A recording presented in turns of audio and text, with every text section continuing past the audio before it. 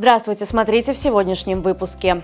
Президент КНР отметил важность стратегического партнерства с Туркменистаном. В Ашхабаде началась международная конференция и выставка OGT-2024. Стартовал отборочный этап конкурса «Цифровое решение» и другие новости. Сегодня в Ашхабаде стартовала международная конференция и выставка «Нефть и газ Туркменистана-2024». Президент Туркменистана Сердар Бердымухамедов обратился к участникам форума, подчеркнув его значимость для развития топливно-энергетического комплекса страны. Независимый Туркменистан, обладающий колоссальными запасами углеводородов, стремится задействовать природные ресурсы не только в национальных интересах, но и в интересах других народов региона и мира. И в этом плане консолидация усилий выступает главным фактором достижения намеченных целей, говорится в президентском послании. Председатель Китайской Народной Республики Си Цзиньпин направил письма президенту Туркменистана Сердару Бердымухамедову и национальному лидеру туркменского народа, председателю Халк Маслихаты Туркменистана Курбангулы Бердымухамедову. В своих посланиях Си Цзиньпин выразил сердечную благодарность за поздравления по случаю 75-й годовщины основания Китайской Народной Республики. Си Цзиньпин выразил готовность продолжать совместные усилия по развитию китайско-туркменских отношений, ориентируясь на цели строительства могущественного государства и возрождения нации двух стран. В ходе своего визита в Туркменистан глава австрийско-туркменского общества Неда Бергер посетила офис интернет-издания «Туркменпортал» в Ашхабаде. Встреча прошла в теплой и дружеской атмосфере, где стороны отметили результативность деятельности общества и обсудили текущие, а также перспективные направления сотрудничества. Неду Бергер встретили представители редакции «Туркменпортал», которые выразили благодарность за многолетнее плодотворное сотрудничество.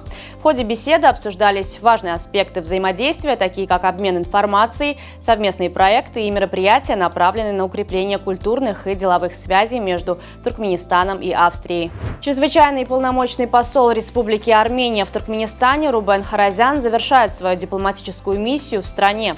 В связи с этим министр иностранных дел Туркменистана Рашид Миредов провел встречу с послом. Стороны обменялись мнениями о нынешнем состоянии и перспективах развития туркмено-армянского сотрудничества по приоритетным направлениям политико-дипломатического, торгово-экономического и культурно-гуманитарного характера. Глава МИД Туркменистана поблагодарил Харазяна за его вклад в упрочение двусторонних туркмено-армянских отношений и пожелал ему успехов в дальнейшей деятельности. В Ашхабаде стартовал отборочный этап конкурса инновационных проектов «Цифровое решение-2024». Мероприятие направлено на поддержку талантливой молодежи, разрабатывающей программное обеспечение, научные открытия и изобретения. Конкурс проводится по 7 направлениям: искусственный интеллект, робототехника и автоматизация, умные сельскохозяйственные технологии, умный город, образование и электронное обучение, цифровая медицина и сфера услуг. 24 октября, в заключительный день саммита БРИКС в Казани, состоится торжественное открытие памятника выдающемуся казахскому поэту и философу Абаю Кунанбаеву. Монумент, который сейчас скрыт под защитной пленкой, установлен на улице Назарбаева и по своему художественному решению перекликается с недавно открытым памятником в столице Туркменистана. Представители творческой индустрии объединились в масштабной инициативе против неправомерного использования их произведений в сфере искусственного интеллекта. К протесту присоединились известные музыканты, включая участника легендарной группы Абба, а также признанные актеры, среди которых обладательница премии «Оскар» Джулиана Мур. Инициатором обращения выступил британский композитор, ранее работавший в сфере технологий ИИ.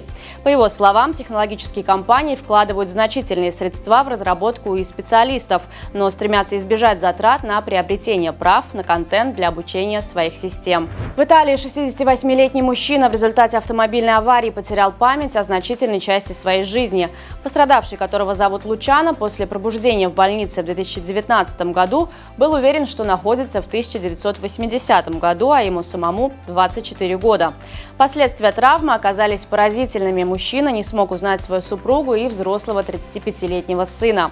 Более того, увидев собственное отражение в зеркале, Лучано испытал сильнейший шок. В его сознании сохранились воспоминания о самом факте аварии, но он был убежден, что это произошло за 4 месяца до его предстоящей свадьбы с 19-летней невестой.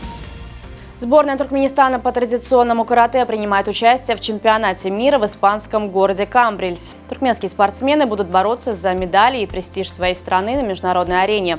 В состав сборной команды Туркменистана вошли 10 спортсменов, 2 тренера и 2 судей. На сегодня это все. Желаю вам хорошего завершения дня. Увидимся завтра. И не забывайте, что Туркменпортал – ваш самый надежный источник новостей.